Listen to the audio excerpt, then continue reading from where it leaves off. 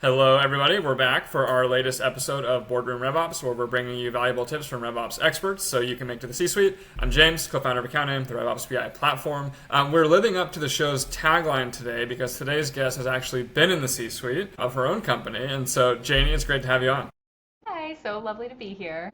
We're going to focus on two topics today, joining startups at a very early stage and sales strategy broadly from a role perspective, which I'm excited about because they're kind of seemingly contradictory to me in terms of getting into a strategic role that early. I think a lot of RevOps roles are very tactical when you join early. So we'll dive in there pretty quickly. But before we do, Jani, do you want to kind of just share your background? It's a little bit unique, so I think it'd be helpful to kind of tee that up and then get some context. Yeah, for sure. So most of my career has been spent in the startup realm, but I actually started at a Big Four accounting firm. So I started off at a very big size company working with Fortune 500 companies to solve and look at compliance across their different systems and processes, which of course then brought me over into the startup realm. You know, it was a good foundation, but I think I realized a lot of my passion was in the building process of things. So the first company, which I was CEO at, I built from the ground up in the agriculture industry. So what we did is we worked with commercial greenhouses across North America to find ways to innovate their supply chain across different regions and bringing them to all of the big box retailers and mass markets as well. So that was an area where building a company from the ground up,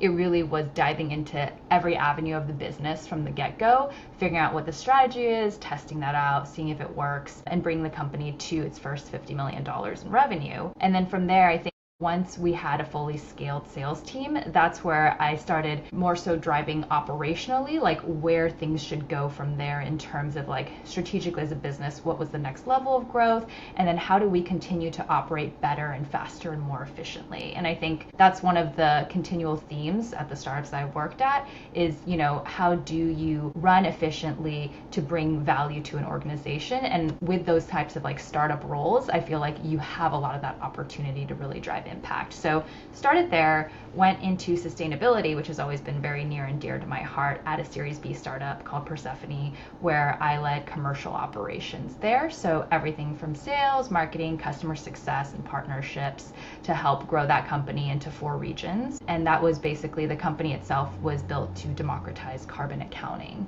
for corporations. And then the company that I'm at today is another startup called IV.AI in the AI space. And what I'm passionate about in this company particularly is not just building AI models, which we all know AI is a super buzzy word these days, but building them in a way that is ethical and also like thinks about the humans in the picture as well. And so being a part of a company that has been around for over a decade, but is now in a state of flux and change in terms of re-looking at how to redefine their business strategy as the AI landscape is changing. So I also lead commercial operations and growth there as well, which brings me to where I am today.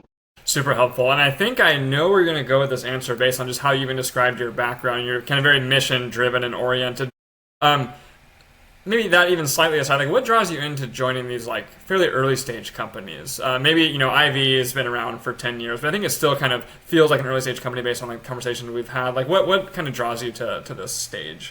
Yeah, I'm such like a research nerd when it comes to like looking at different companies and businesses. So I think like I touched on, a lot of it is just like finding that thing that drives like the company and if that aligns with me from like a mission-based perspective. So a lot of times like that is in the startup realm, I think, because for me where I feel like my skill sets really shine and where I can bring the most value is early on. Like if they have a great mission, they have a great team, and they have a good direction, I feel like I know what tools I can bring in to help them get to that next level and to be able to execute on that. So I think that's why I've continually kind of stayed very interested in that realm of seeing like where to go from there. Because I think a lot of times when you end up in a bigger company, you know, it's a lot more, I would say, like you're kind of in like one section, right? And you're focused on one segment. So the ability to create as much change, especially on a strategic level, sometimes can be a little more limited.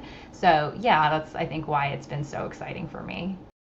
It does kind of seem like those are tied together. Like one, if you're working for like founder-backed business, I think they're inherently more mission-driven in many cases. But to your point, like two, this is like you can have more impact on the mission personally if you have like this broader scope on things, right? You can kind of like get your fingerprints on the company and have like a real impact, it seems. Yeah, and I think having been a CEO, I really like working closely with founders because I think like I kind of see the areas where I think I could have done better or areas where I feel like, hey, I can see that this might be a pitfall because I think a little more broadly as well. So I think that's where I also kind of can offer a lot of value, and like really helping them kind of understand like what's going on in the org, right, across all the different departments, and then how can we get all of these different departments, all of these moving pieces, especially in early startup stage where there's not a lot of structure, to move forward in the same direction. Yeah.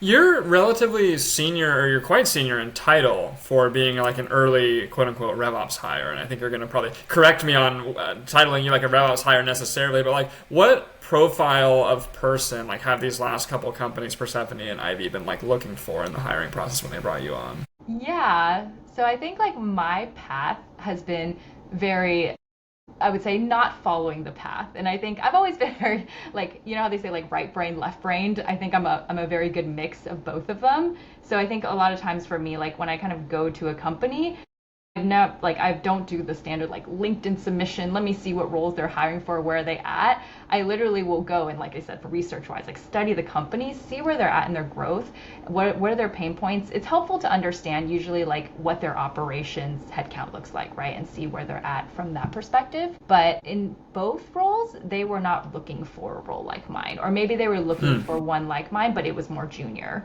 than what they were looking for. So a lot of times from there, I would just want to understand the business, like, and really, like, I think in today's day and age, right, where there's like AI, there's like hundreds of applicants per job posting. I mean, I think the human touch is so important. And I mean, I always just lead with like passion first and say like, I just love what you're doing. I'm really passionate about this. I see that this is the direction that your company is going. I would just love to chat with you more. And it's in that process of learning, and then them learning about me and where my skill sets lie, that a lot of times the conversation connects, and it's like, you know what, I actually think this would be perfect for you, or like you would be a really good fit right now with the problems that we're having. Because a lot of the startups, they're all kind of going through the same like pain points, the same struggles, right, the same growth patterns. So yeah, I think it's funny because I never applied via LinkedIn for any of these roles, but in just like following the things that I'm most passionate about, there was always like a place where it felt like I could add a lot of value.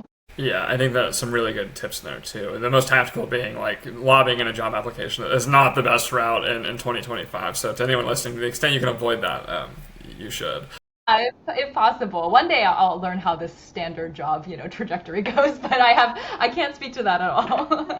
How do you frame, like, in that conversation, like, how do you frame your role in the context of the hiring process? Like, I'm kind of hearing, like, leading with passion and enthusiasm. Are you doing almost like a sales discovery? Like, you touched on, like, a lot of common problems in startups. Like, are you kind of digging in about what they have and, like, leading them to the things that you're aptly positioned to solve? Or, like, how do you frame it up for like, getting the job? Yeah. I mean, I don't make it a sales pitch at the beginning. I mean, really, it's just about, like, hey, I'm really interested. I've built a company in the past and I work in this startup realm, and I would just love to talk to you more and learn about like kind of where you're at in your current stage of growth. And so I think that always starts off with like just really good conversation points. And to be fair, like I talk to companies where there isn't really like a need for a role like mine, or not yet, right? Like there's plenty of companies I've talked to as well, but I think it makes it very clear, like especially if they are interested in connecting, they kind of know what my background is. I'll give just like a quick blurb on, this is kind of what I've done. My passion is in helping to operate startups, especially in industries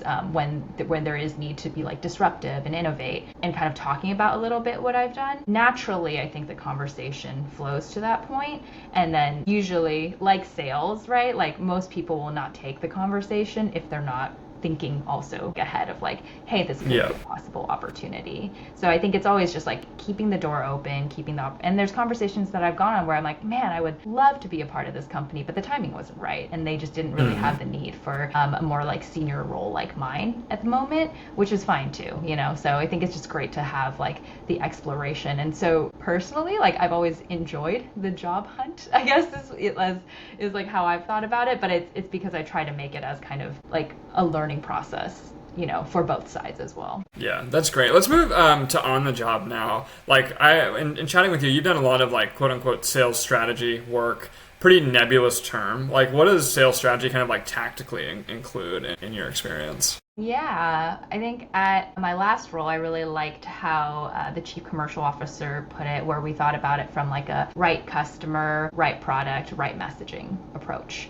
So like looking at those 3 layers and then just really like distilling it down, right? So like, I mean, the right customer, that's everything from like you doing like the ICP, TAM work, finding the right like buyer personas, the product, understanding your product lines, how they break down into different verticals if that exists, and then the messaging, right? Like how can you ensure that your specific product is solving the specific problems that those different types of customers have. So I think to start out, it's almost just like a big whiteboard of all of those things. I think from like a tactical perspective, it's very, I think like what makes it powerful from a startup level, because if you join in at a big organization, one, most of that's probably defined. If it's not and you have the opportunity to, the great thing is usually you have a lot of great data points to go after, right? Like there's just so much more data. When you're in the startup realm, data could totally mislead you because you only have a subset of this potential thing happening maybe like 20, 30 times, and the signals that you're getting are not actually true to the direction that the business should be heading in. And so it becomes a lot more, and this is where I think the experience matters, is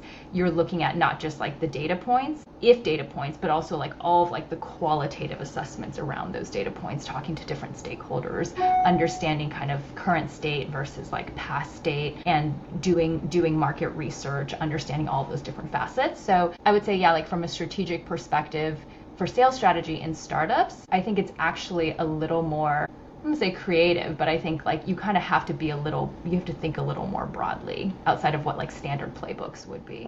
Yeah, that makes sense. And for me, as I forget which one is which, right or left brain, I'm much more analytical than creative. And so for me, hearing that, I get almost like, yeah, I get like a little bit uncomfortable of like, well, when's it done? What's the right answer? Like what's your experience? I imagine you're working with execs. Like, when do you guys feel like you've hit, okay, this is, the right customer with the right product and the right message?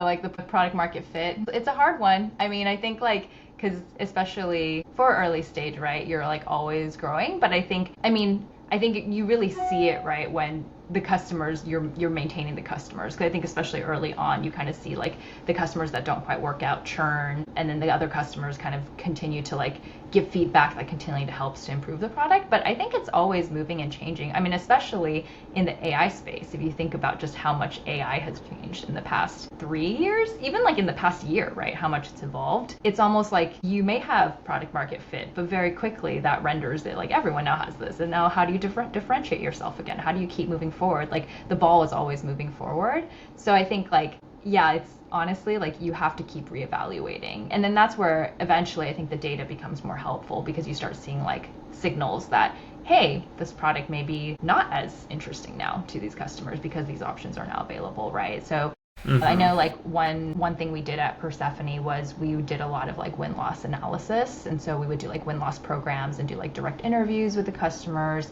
So we're constantly getting like real-time feedback as well on what's going on, just because sometimes like even if a customer doesn't churn doesn't mean, right, like things are going well either. So yeah, it's being able to just like tap into all those little signals. And that's the whole, again, right brain, left brain, like the qualitative assessments versus what you see in the data. Yeah, it feels like, maybe to summarize, and please correct me if this isn't totally accurate, on the quantitative side, it's basically like the funnel metrics, right? So like, are we continuing to book meetings with a certain type of customer? The deal's progressing. Are they then retaining and potentially even expanding? But then also layering in the qualitative as well, of like, what are we hearing on customer calls? What product releases do we have teed up? Does that feel like a fair encapsulation of like how you might approach sales strategy? Exactly, yeah, because I know like obviously metrics and KPIs are so important, and that is something that we always look at, but they're also like easy to like manipulate in a way, right? And so like I think like you want to make sure that there always is like a good fit of like, how are we looking at like these different metrics across the funnel on top of the actual feedback that we're getting from the field, because that's just as important. Yeah. Switching gears slightly, you have kind of like a unique role. So your title, if memory serves, is VP of Growth and Commercial Ops, pretty broad. You mentioned in the past that your role also kind of touches product and finance, which isn't totally in like a typical RevOps scope. Like RevOps always has like some degree of like financy type work, but I would say like not necessarily a ton. Like you had this take that it was pretty relevant or helpful for RevOps to kind of like have that purview. Like why do you think that is? Yeah, I mean, finance for sure. I think like if the RevOps org isn't touching finance, like they need to have conversations because I feel like whenever you think about anything, I mean, especially like forecasting, anything when it pertains to like headcount, resourcing, Comp too, yeah. exactly. Like, and the things I look at on the operational end too for projects come across like budgets, right, and costing there as well. All of that needs to be in front of finance as well because I think we always talk about like RevOps helping to like bring teams in alignment. Finance should be like a very critical stakeholder in the room, is my opinion, of like how you look at everything from that perspective. And then on the product realm, it's interesting because I think like in both companies actually, like at Persefoni, we did a lot of like product feedback loops between sales and product, and a lot of this was tied together with the win-loss program that we did. But I think like that was really important when you have software, right? Like all of the product usage stats, understanding. And I think like for both Persefoni and IV, having a product that we've also shipped to customers is almost like a freemium type product as well. Like it's such a huge lever in the sales process. So being able to drive all of those and look at like all of those become like funnel metrics that we need to analyze as well. So I do think like there's a lot of importance there to make sure. And then the whole like right customer, right product, right messaging, right? If you're hearing all the feedback from the customer, the product needs to continually be shifting and evolving to match that. The messaging needs to be evolving. So all of them do need to work well together to be able to match the pace at which like the market is changing. Yeah, that's a really good point. We've even seen with accounting, like when people are able to bring in their product data, like to that customer 360 view, like so impactful to what the sales team can do. You mentioned product feedback loops. I'm curious if that was just kind of a specific workflow. Like, did you guys have a structure for what kind of feedback sales was giving to product? Like, what did that kind of look like tactically? Yeah, so we gathered product feedback through. So we had, I remember, it was, I'm forgetting the recording tool. Oh, Chorus. Chorus would be taking in like product feedback from like the different like onboarding calls, customer calls. So we'd be able to pull in feedback from there. Sales would pull in feedback when they're doing demos as well. And then we would just set like regular cadences to be able to review, hey, this is like the feedback that we're getting.